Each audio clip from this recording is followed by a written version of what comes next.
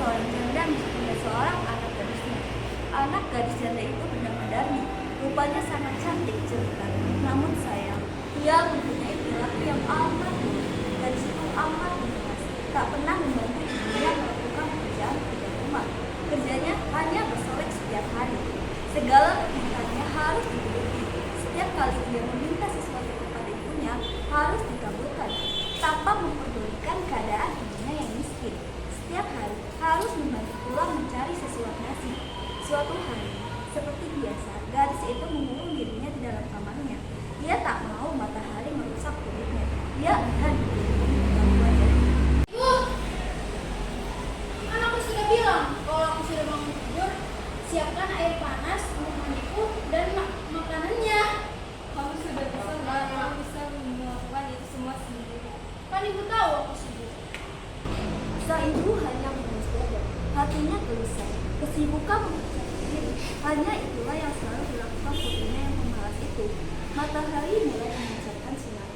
Sang ibu mulai bersiap-siap untuk berangkat ke sawah untuk bekerja. Ia tidak lupa mengajak Darmi untuk membantunya di sawah.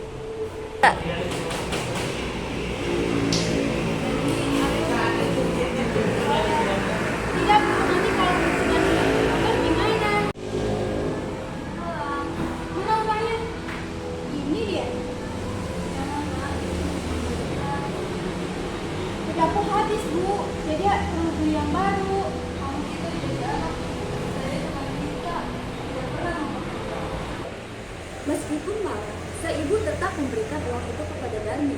Keesokan harinya, ketika ibunya pulang dari kerja, si Darmi meminta lagi uang upah yang diperoleh ibunya untuk membeli alat kecantikannya yang lain.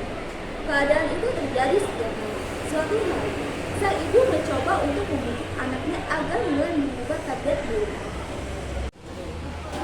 Mana utangnya, Bu?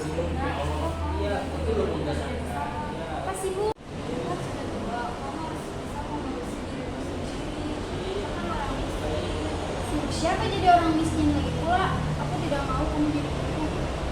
Hari berganti hari. Akhirnya sang anak mau menuruti kehendak ibunya. Ia tidak lagi keberatan untuk kemanapun bersama sang ibu. Tapi anaknya itu mengajukan sebuah syarat bahwa ibunya tidak diperbolehkan untuk mengakui bahwa dia adalah ibunya di depan umum. Sebagai seorang ibu, tentulah hatinya teriris mendengar itu. Namun sang ibu pun menyetujuinya. Hingga pada suatu hari, anak gadis itu diajak ibunya turun ke desa untuk berbelanja di pasar yang letaknya jauh dari tempat tinggal mereka. Anak gadis itu berjalan melenggang dengan memakai pakaian yang bagus dan bersolek agar orang di jalan yang melihatnya akan mengagumi kecantikannya. Ketika mereka mulai memasuki desa, orang-orang desa membanggakan mereka. Mereka begitu terpesona melihat kecantikan anak gadis itu, terutama para pemuda desa yang tak puas-puas memandang wajah gadis itu. Namun, ketika melihat orang yang berjalan di belakang gadis itu, sungguh kontras keadaannya. Hal itu membuat orang bertanya-tanya.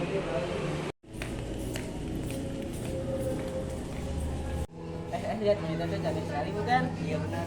Iya, wanita itu cantik sekali seperti bunga mawar. Sepertinya aku tertarik. Tapi yang di belakang itu siapa ya? Entahlah. Tapi aku kasihan dan wanita itu yang di belakangnya meninggal itu. Tidak bisa seperti itu. Berpikirlah yang baik. Terus, mau kemana? Kenalan dengannya. Oke, ikut. Hei, siapakah itu? Apakah ibumu? Bukan, dia budak. Oh benar, dia bukan ibumu. Sudah aku bilang dia budak. Astaga, gak bisa seperti itu. Alangkah terlukannya sang ibu mendengar itu. Hatinya menangis dan ia benar-benar tak berdaya menahan sakit hatinya. Ia berbisik dan memohon kepada Tuhan. Akhirnya si ibu pun berdoa. Ya Tuhan, hamba sudah tak kuat menahan hinaan ini. Hukumlah anak durhaka itu, hukumlah dia.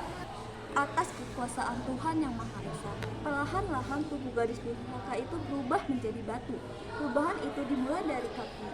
Ketika perubahan itu telah mencapai setengah badan, anak gadis itu menangis memohon ampun kepada ibunya. Ya. Ibu, ampunilah aku. Ampunilah kesalahanku selama ini. Ibu, maafkan aku. Maafkan ibu nak. gadis itu terus meratap dan menangis memohon kepada ibunya. Akan tetapi, semuanya telah terlambat. Seluruh tubuh gadis itu akhirnya berubah menjadi batu, sekalipun menjadi batu. Namun, orang dapat melihat bahwa kedua matanya masih menetikan air mata ketika sedang menangis. Oleh karena itu, batu yang berasal dari gadis yang mendapat kutukan ibunya itu disebut batu menangis.